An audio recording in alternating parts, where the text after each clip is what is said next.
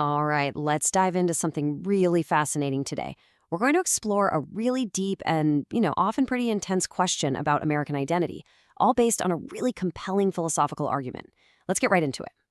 So here it is, the one question that this entire debate really hinges on. Can you truly, with integrity, uphold American values if you don't believe in God? Now, this goes way deeper than just politics. It's asking us to look at the very philosophical bedrock of the entire nation. Okay, so before we can even begin to tackle a question that big, we have to get on the same page. We've got to define our terms because the source material we're looking at builds its case on a very specific, very precise framework. So let's break down those key concepts first. The whole argument starts with this idea of organic law. Now, most of us, when we think of American law, we probably jump straight to the Constitution, right? Well, this argument says, hold on, back up a step. It claims the real foundation is the Declaration of Independence. It's framed as the legal, almost metaphysical root system from which everything else, including the Constitution, grows. And this brings us to a really, really critical distinction. The source isn't talking about personal integrity here. Whether someone is a good, honest person in their daily life. It's defining something else, civic integrity. And that is all about whether a person's beliefs are in sync with the core philosophical ideas of the system they've sworn an oath to. It's about logical coherence, not just personal morality. And that idea leads us to the central claim. A character in the source text called Zach puts it this way. To deny the system's metaphysical foundation but still claim to represent it with integrity is a civic oxymoron. The argument here is that it's not just inconsistent, it's actually structurally impossible. And that is the puzzle we're going to unpack. So how exactly is this foundation supposed to be built? Well, the core of the argument is that American rights are built on an explicitly theistic foundation. It draws a straight line from the existence of a creator directly to the whole concept of our rights. To make this crystal clear, the source uses this really powerful analogy of a root and a house. Think of it like this. The Declaration of Independence is the metaphysical root. It's what establishes why we have rights in the first place. The Constitution, then, is the house that's built on top of that root.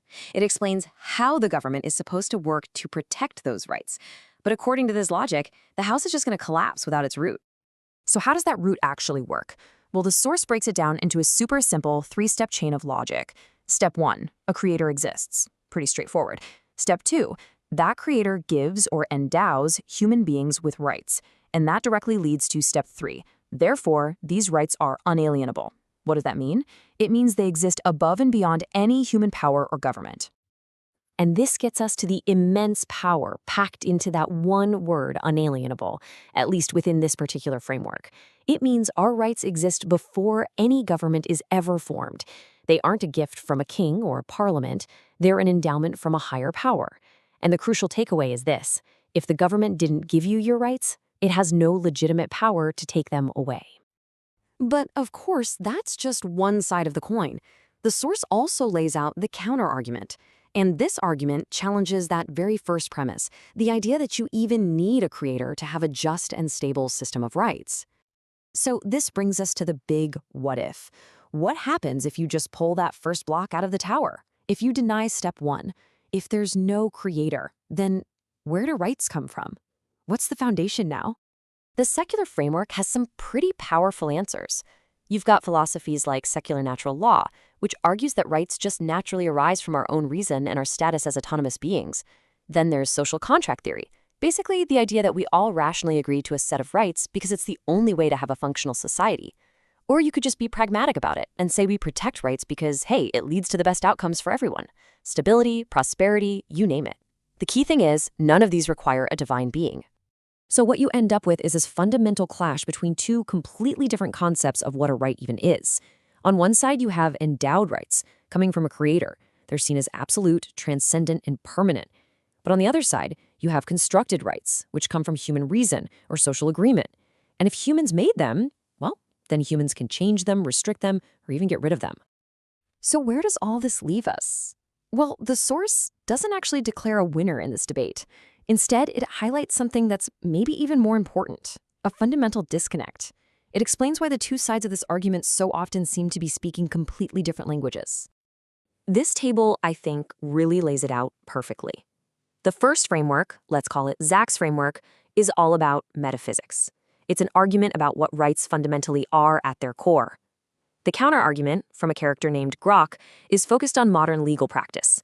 It's an argument about how rights function in our society today. One side views rights as a fixed, endowed blueprint. The other sees them as an evolving, adaptable story. They aren't even starting from the same place. And ultimately, that leaves us with this final, incredibly powerful question that really gets to the heart of everything. Is America's identity a fixed blueprint, one that's defined by the metaphysical claims of its founders, or is it more like an evolving story, one that's meant to be rewritten and reinterpreted by every single generation? The answer to that question, well, that just might define the future.